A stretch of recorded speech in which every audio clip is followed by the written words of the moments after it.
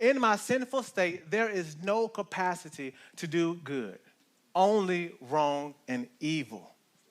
Verse 19 reads, for I do not do the good I want to do, but the evil I do not want to do, this I keep on doing. Now that I'm stuck in sin, it is painfully obvious that I need to get unstuck. But the very thing that got me into trouble in the first place, when I was trying to avoid it, I find myself back doing it again. Let me explain. Men, have we ever said, I'm not going to do it again? Nope, not going back there ever again. Get a text message, and it's like you teleport to somebody's house you ain't supposed to be at, doing stuff you ain't supposed to be doing. Have you ever said, you know what? This is my last time. This is my last bottle. This is my last pack that I'm smoking. This is the last time I'm going to click on that website. And you find yourself, the last time was the 40th time and the 50th time, and it kept going and going and going and going. Ladies, have you ever, I've never been late, but have you ever been in a situation? Have you ever been, how about this? How many empty promises are you going to fulfill for him? He hasn't kept a meaningful promise yet in the relationship, yet you're trying to build a meaningful relationship.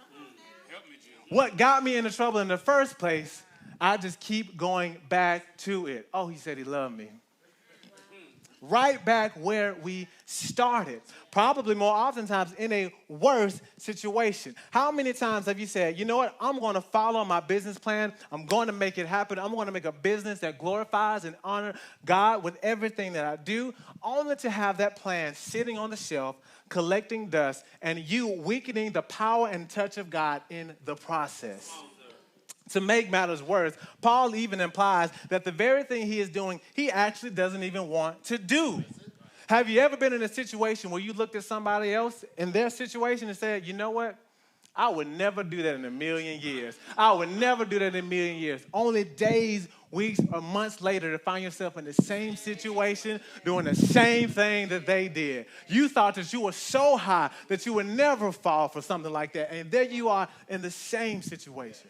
Or what if you thought, you know what, I would never do that. I would never watch something like that. I would never treat a person like that. And yet you find yourself treating somebody way worse than you ever thought you would, doing things you never in your mind thought you would do. You've done things that you wouldn't tell nobody else. Things that you would call other people a monster for if we just opened up your closet. Open up my closet. What would we see? I could build an army with the skeletons in my closet. When I would do good. The very thing that I hate, the very thing I don't want to do, this I do. Now, before I move on, I have to draw attention to two things. The first thing is this. And there's somebody in the crowd saying, well, you know, I beat whatever on my own. I stopped smoking 10 years ago and I never picked up another cigarette yet. Somebody saying, you know, I stopped drinking, I stopped clubbing, whatever it is. You know, I stopped doing issue X, or my mom stopped doing this. I had a gym teacher in school who said, you know, he's going to not do it no more. And by his own willpower, by his own sheer willpower, he stopped doing it. That very well may be true. People can overcome a sin in their life, but they can't overcome sin in their life. You may be able to overcome one thing on your own, but the burden and weight of sin is nowhere near.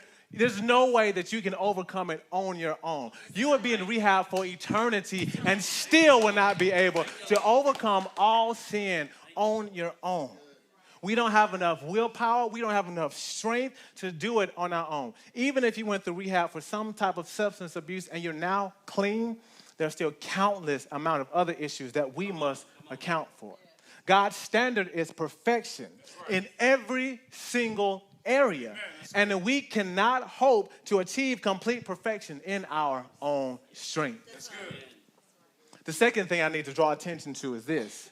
Although evil is present in our lives, we still are responsible for our actions. Yep.